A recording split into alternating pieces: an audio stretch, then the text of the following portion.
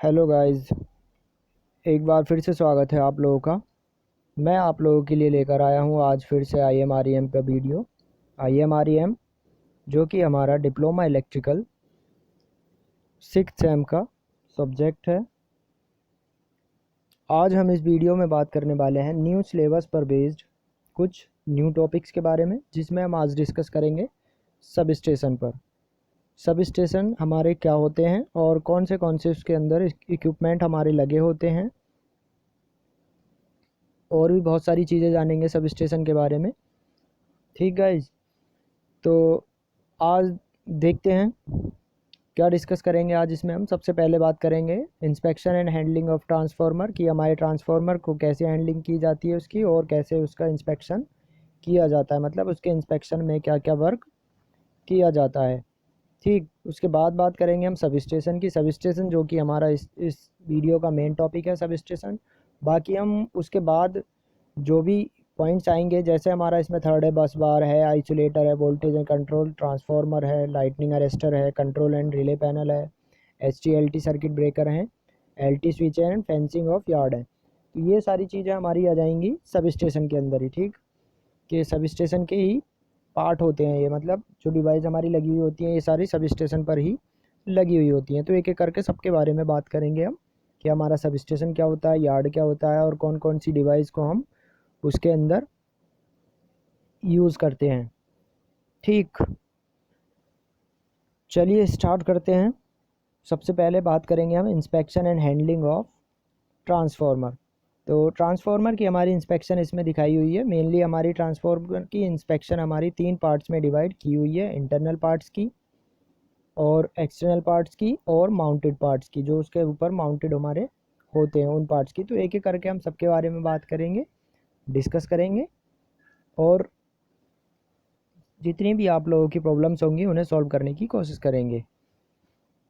ठीक, अगर इस वीडियो में किसी भी टॉपिक को रिलेटेड या किसी भी टॉपिक से लेकर कोई भी आप लोगों को दिक्कत हो, तो आप लोग कमेंट के माध्यम से या फिर मुझे डायरेक्ट पूछ सकते हैं।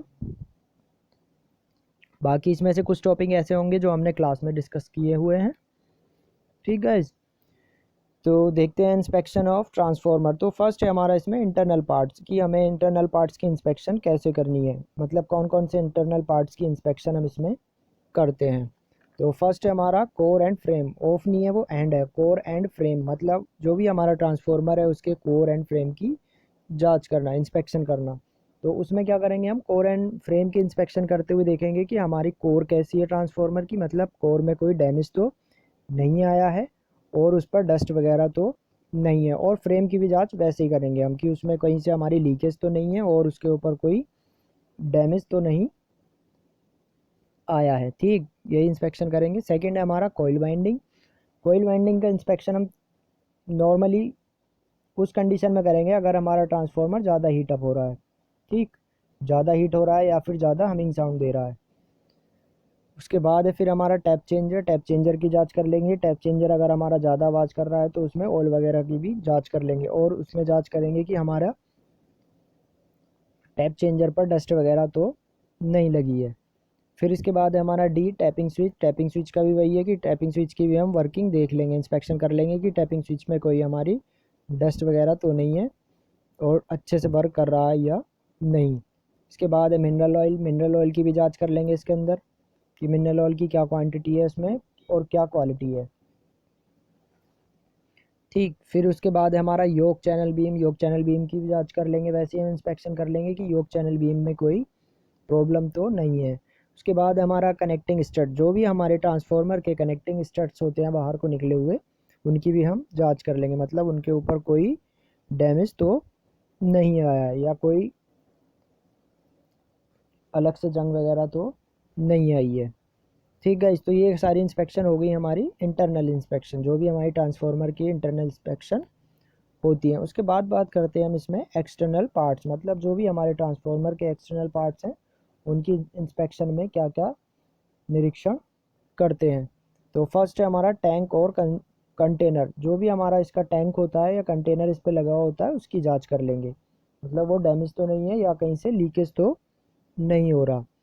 फिर उसके बाद है बी बुशिंग और टर्मिनल इंसुलेटर। बुशिंग और टर्मिनल इंसुलेटर की जांच कर लेंगे, कहीं से लीकेज तो नहीं है या उसमें से कहीं हमारा ऑयल लीकेज तो नहीं हो रहा है, तो ये सारी जांच भी इसकी हम कर लेंगे। उसके बाद है सी नेम और रेटिंग प्लेट। जो भी हमारी ट्रांसफार्मर के एक्सटर्नल पार्ट्स पर नेम या रेटिंग प्लेट लगी हुई है तो उसके अकॉर्डिंग भी उसकी हम जांच कर लेंगे कि जो हमारे ट्रांसफार्मर की रेटिंग है उसके अकॉर्डिंग ही उससे वोल्टेज स्टेप अप या स्टेप डाउन किया जाए।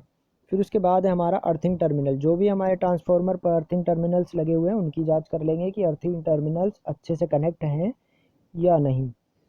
ठीक, इसके बाद है बेस चैनल। बेस चैनल की भी जांच कर लेंगे हम अच्छे से कि बेस चैनल ठीक से है या नहीं है। उसके बाद है oil drain cock. Oil drain cock की भी हम जांच कर लेंगे कि ऑयल ड्रेन कॉक में से हमारा ऑयल लीक तो नहीं कर रहा है। ये सारी जांच हम किस में करेंगे, एक्सटर्नल पार्ट्स की जांच में। ठीक, उसके बाद बात करते हैं माउंटेड पार्ट की, जो हमारे ट्रांसफार्मर के ऊपर माउंटेड पार्ट होते हैं। ठीक, तो माउंटेड पार्ट में सबसे पहले बात करते हैं हम कि माउंटेड पार्ट में क्या है हमारा कूलिंग अरेंजमेंट। जो भी हमारा ट्रांसफार्मर के लिए कूलिंग अरेंजमेंट लगा हुआ है उसकी जांच कर लेंगे, कहीं उसमें डस्ट तो नहीं है और कूलिंग अरेंजमेंट हमारा ठीक से काम कर रहा है या नहीं। फिर इसके बाद है हमारा बी वाटर और गैस कूलर। जो भी हमने उसके आसपास वाटर या गैस कूलर उसकी कूलिंग के लिए लगाया हुआ है उसकी जांच कर लेंगे कि वो ठीक से वर्क कर रहा है या नहीं, मतलब कूलिंग दे रहा है या नहीं। उसके बाद है हमारा कंजर्वेटर। कंजर्वेटर की भी जांच कर लेंगे हम इसमें कि कंजर्वेटर हमारा ठीक से वर्क कर रहा है या नहीं। उसके बाद है oil level goes. Oil level goes की भी जांच कर लेंगे कि हमारा ऑयल का लेवल जो रहना चाहिए स्टैंडर्ड के अकॉर्डिंग वो है या नहीं। ठीक, ऑयल लेवल अगर कम होता है तो उसे बराबर कर दिया जाता है जो हमारा स्टैंडर्ड के अकॉर्डिंग होती है, और ज़्यादा होता है तो उसे कम कर दिया जाता है। ऐसे ही बेंट पाइप की भी जांच कर लेंगे, बेंट पाइप से कोई लीकेज वगैरह तो नहीं है। ऐसे ही हम डायफ्राम की जांच कर लेंगे इसके अंदर। फिर ग्लूकोज रिले की भी जांच करेंगे कि ग्लूकोज रिले हमारी ठीक से वर्क कर रही है या नहीं, उसमें कोई प्रॉब्लम तो नहीं है। उसके बाद कनेक्टिंग पाइप, जो भी हमारे इसमें कनेक्टिंग पाइप्स लगे हुए हैं उनकी जांच कर लेंगे कि कहीं से लीकेज तो नहीं कर रहे।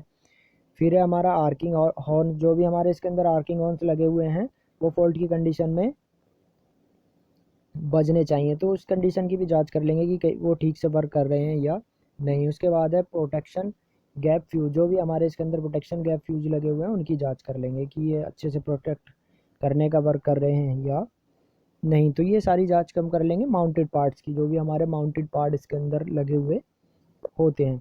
तो ये थी सिंपल सी इंस्पेक्शन हमारे ट्रांसफार्मर की, जो हमारे 3 पार्ट्स में डिवाइड करी हुई थी। ठीक, 3 कौन कौन से, इंटरनल पार्ट्स, एक्सटर्नल पार्ट्स और माउंटेड पार्ट्स। तो 3 तरीके से हम ट्रांसफार्मर की इंस्पेक्शन कर सकते हैं। अब बात करते हैं हम गाइस सब स्टेशन की, क्योंकि ट्रांसफार्मर क्या होता है हमारा सब स्टेशन में ही लगा हुआ होता है। मेन प्रोसेस क्या है हमारा इसमें, सब स्टेशन की जांच, मतलब सब स्टेशन हमारा क्या होता है, कैसे इंस्टॉलेशन किया जाता है उसका, और कैसे वर्क करता है, और कौन कौन से उसके अंदर हमारी डिवाइस या इक्विपमेंट्स लगे रहते हैं। ठीक है, तो देखते हैं हमारा सब स्टेशन क्या होता है। सब स्टेशन स्टार्ट करने से पहले मैं आप लोगों को बता दूं कि वीडियो को स्किप ना करना बिल्कुल भी। अगर स्किप करोगे आप लोग तो आगे जो भी डिस्कस होगा वो समझने में दिक्कत होगी। ठीक है, तो सब स्टेशन में देखते हैं, जैसे कि मैंने इसमें लिखा हुआ है सामने कि कुछ विशेषताओं को बदलने के लिए। विशेषताएं हमारी क्या है इसमें, कोई भी जैसे ली हुई है हमने voltage, AC to DC, frequency, power factor आदि, ये सारी विशेषताओं को बदलने के लिए। ठीक, बदलने के लिए जिस जगह इंस्टॉल करके बदला जाता है, मतलब इन सारी कंडीशन को जिस जगह पे इंस्टॉल करके बदला जाता है उसे सब स्टेशन कहते हैं। मतलब ये सारी चीज़ें हमें कन्वर्ट करने के लिए, चेंज करने के लिए जिस जगह पे सारे सिस्टम को इंस्टॉल करके चेंज किया, कन्वर्ट किया जाता है उसे हम क्या कहते हैं, सब स्टेशन कहते हैं। ठीक है, तो सब स्टेशन के आगे हम देखते हैं कि सब स्टेशन को इंस्टॉल करने के लिए कुछ इंपॉर्टेंट पॉइंट, मतलब सब स्टेशन जहाँ भी हमें इंस्टॉल करना है तो उसकी कुछ कंडीशन है जो इम्पोर्टेंट होती हैं, वो हम देखेंगे कि किन कंडीशन को इम्पोर्टेंट बताया गया है या किन कंडीशन की वजह से हमें किन कंडीशन को हमें सब स्टेशन इंस्टॉल करने से पहले देखना चाहिए। ठीक, तो फर्स्ट है हमारी सब स्टेशन सिक्योर और रिलायबल होना चाहिए। जो भी हमारा सब स्टेशन इंस्टॉल किया जा रहा है वो कैसा होना चाहिए, सिक्योर होना चाहिए और रिलायबल होना चाहिए, मतलब उसमें ज़्यादा खतरा दूसरे आदमी को या पास में रहने वाले लोगों को ना हो और रिलायबल भी हो, मतलब आपका वो भरोसेमंद हो। ऐसा नहीं है कि उसमें डैमेज या फिर कोई फॉल्ट वगैरह लगातार होते रहे, इसलिए क्या हो, रिलायबल भी होना चाहिए। फिर उसके बाद है हमारा सेकंड कि सब स्टेशन को एक उचित स्थान पर जहां लोड डिमांड ज़्यादा हो और सप्लाई को देखते हुए इंस्टॉल किया जाना चाहिए। मतलब कि सेकंड कंडीशन है हमारी कि सब स्टेशन को ऐसी जगह पे या ऐसी प्लेस पर लगाना चाहिए जहां लोड डिमांड ज़्यादा हो और सप्लाई को देखते हुए इंस्टॉल किया जाना चाहिए। मतलब लोड डिमांड अच्छी और कैसी सप्लाई है आसपास के एरियाज़ में, उन सारी कंडीशन को देख के उस जगह पे ही सब स्टेशन को इंस्टॉल किया जाना चाहिए। थर्ड हमारा सब स्टेशन को इंस्टॉलेशन कॉस्ट लो होनी चाहिए। मतलब जो भी हमने सब स्टेशन इंस्टॉल किया है उसकी कॉस्ट कैसी होनी चाहिए, लो होनी चाहिए। ये नहीं है कि जो भी हमने बजट बनाया है उसके बाहर चली जाए। तो ये थे 3 मेन पॉइंट हमारे जो सब स्टेशन को इंस्टॉल करने के लिए ज़रूरी होते हैं। ठीक है, इस तो अब देखते हैं आगे हम क्लासिफिकेशन ऑफ सब स्टेशन। मतलब हमारे सब स्टेशन को कितने पार्ट्स में क्लासिफाइड किया गया है या कैसे कैसे क्लासिफाइड किया गया है, वो सारी चीज़ें देखेंगे इसके अंदर। तो फर्स्ट है हमारा according to service required. Service required के अकॉर्डिंग भी हमने सब स्टेशन का एक पार्ट बनाया हुआ है कि जैसी हमारी सर्विस की रिक्वायरमेंट होगी वैसे ही हम सब स्टेशन को बना सकते हैं या कर उसका कंस्ट्रक्शन कर सकते हैं। सेकंड है हमारा अकॉर्डिंग टू कंस्ट्रक्शनल फीचर्स। मतलब उसके कंस्ट्रक्शनल फीचर्स के अकॉर्डिंग भी हमने सब स्टेशन को अलग कैटेगरी में डाला हुआ है। तो फर्स्ट कंडीशन की बात करते हैं, इसमें फर्स्ट पॉइंट देखते हैं कि अकॉर्डिंग टू सर्विस रिक्वायर्ड। मतलब सर्विस की रिक्वायरमेंट के अकॉर्डिंग हमें सब स्टेशन कितने टाइप्स के होते हैं। सर्विस के अकॉर्डिंग अगर हम देखें तो फर्स्ट है हमारा ट्रांसफॉर्मर सब स्टेशन। ठीक, ट्रांसफॉर्मर सब स्टेशन के बाद हमारा second primary transformer sub station. उसके बाद अगर हम बात करें तो उसके बाद हमारा डिस्ट्रीब्यूशन सब स्टेशन। उसके बाद देखें तो स्विचिंग सब स्टेशन। फिर है हमारा इंडस्ट्रियल सब स्टेशन। फिर है हमारा फ्रीक्वेंसी चेंज सब स्टेशन। उसके बाद है power factor correction sub station और कन्वर्टिंग सब स्टेशन। तो ये हमारे अलग अलग सब स्टेशन की कैटेगरी दिखाई हुई है। अगर हम इनमें बात करें, जैसे हमारा फर्स्ट है ट्रांसफॉर्मर सब स्टेशन। तो ट्रांसफॉर्मर सब स्टेशन क्या होता है, इस सब स्टेशन के बारे में अगर बात करें तो यह सब स्टेशन क्या होता है, इलेक्ट्रिसिटी के हाई वोल्टेज को लो वोल्टेज में और लो वोल्टेज को हाई वोल्टेज में कन्वर्ट करता है। ठीक, तो ये सब स्टेशन क्या कहलाता है, ट्रांसफॉर्मर सब स्टेशन कहलाता है। ऐसे ही अगर हम प्राइमरी ट्रांसफॉर्मर सब स्टेशन की बात करें तो ये क्या होता है हमारा जनरेटिंग स्टेशन पर लगाया हुआ होता है। मतलब ये क्या होता है, जनरेशन जब हमारा पावर का हो जाता है तो उसके बाद क्या लगाते हैं हम, प्राइमरी ट्रांसफॉर्मर सब स्टेशन लगाते हैं, जो क्या करता है, जनरेटिंग वोल्टेज की 11 kV वैल्यू होती है और primary transmission sub station power generation sub station से पावर प्राप्त करता है। पावर प्राप्त करने के बाद क्या करेगा, ये जो भी हमारी पावर ये लेगा या इसे जनरेटिंग स्टेशन से पावर मिलेगी उसे स्टेप अप करके आगे की तरफ सप्लाई कर देगा। ठीक, वैसे ही हमारा डिस्ट्रीब्यूशन सब स्टेशन क्या होते हैं हमारे, ये वो सब स्टेशन होते हैं जो 66 या 33 या 11 kV वोल्टेज की वैल्यू को स्टेप डाउन करके कंज्यूमर के पास तक पहुंचाते हैं। ठीक, कंज्यूमर के पास तक पहुंचाते हैं, क्या कहलाते हैं हमारे, डिस्ट्रीब्यूशन सब स्टेशन कहलाते हैं। वैसे ही हमारा बात करें आगे हम स्विचिंग सब स्टेशन की, तो स्विचिंग सब स्टेशन हमारे क्या होते हैं। स्विचिंग सब स्टेशन को देखें हम तो ये होते हैं, वोल्टेज की वैल्यू में कोई चेंज नहीं होता है इनमें, और इस सब स्टेशन पर केवल सब स्टेशन को दूसरे सब स्टेशन पर इंटरकनेक्ट या ग्रिड वोल्टेज से कनेक्ट किया जाता है। मतलब स्विचिंग सब स्टेशन क्या होते हैं, आपस में एक दूसरे से कनेक्ट रहते हैं। मतलब एक सब स्टेशन को दूसरे सब स्टेशन के साथ कनेक्ट करना, हमारा इंटरकनेक्ट करना क्या कहलाता है, स्विचिंग सब स्टेशन कहलाता है, या इसको कहते हैं ग्रिड वोल्टेज से कनेक्ट रहना। ठीक, वैसे ही अगर हम बात करें इंडस्ट्रियल सब स्टेशन के बारे में, तो इंडस्ट्रियल सब स्टेशन हमारे होंगे जो बड़ी इंडस्ट्री कंज्यूमर होते हैं, उनके लिए पावर की सप्लाई क्या होती है, अधिक नीड होती है। मतलब उनको ज़्यादा पावर की नीड होती है। तो उनके लिए क्या करते हैं, इंडस्ट्री में अलग से सब स्टेशन बना देते हैं, जिसे ही हम क्या कहते हैं, इंडस्ट्रियल सब स्टेशन कहते हैं। ठीक, ये वैसे हमारे डिस्ट्रीब्यूशन सब स्टेशन के जैसे ही होते हैं। उसके बाद है हमारा frequency change sub station. Frequency change sub station कौन से होते हैं हमारे, कि जहाँ पे फ्रीक्वेंसी को कन्वर्ट किया जाए, मतलब कम से ज़्यादा और ज़्यादा से कम फ्रीक्वेंसी में चेंज किया जाए, ऐसे सब स्टेशन क्या कहलाएंगे, हमारे फ्रीक्वेंसी चेंज सब स्टेशन कहलाएंगे। वैसे ही हमारा है power factor correction sub station. Power factor correction sub station क्या होगा हमारा, कि पावर फैक्टर में करेक्शन करने के लिए रिसीविंग एंड से और सेंडिंग एंड पर पावर फैक्टर को करेक्शन करने के लिए जो सब स्टेशन लगाए जाते हैं वो क्या कहलाते हैं, हमारे power factor correction sub station कहलाते हैं। ठीक, ये क्या करते हैं, ये करते हैं हमारे लो पावर फैक्टर को हाई पावर फैक्टर में, या हाई पावर फैक्टर को लो पावर फैक्टर की में कन्वर्ट कर देते हैं। मतलब कुल मिला के क्या करते हैं, पावर फैक्टर का करेक्शन करते हैं। इसके बाद है हमारा converting sub station. Converting sub station क्या है हमारा, जैसे कि हमने देखा होगा आजकल पावर का जनरेशन, ट्रांसमिशन तथा डिस्ट्रीब्यूशन एसी में किया जाता है। ठीक, पावर का जनरेशन क्या करते हैं हम, एसी में करते हैं, पर कुछ विशेष कंडीशन के लिए क्या होती है, हमें डीसी की ज़रूरत होती है। विशेष कंडीशन कौन सी, जैसे बैटरी चार्जिंग के लिए और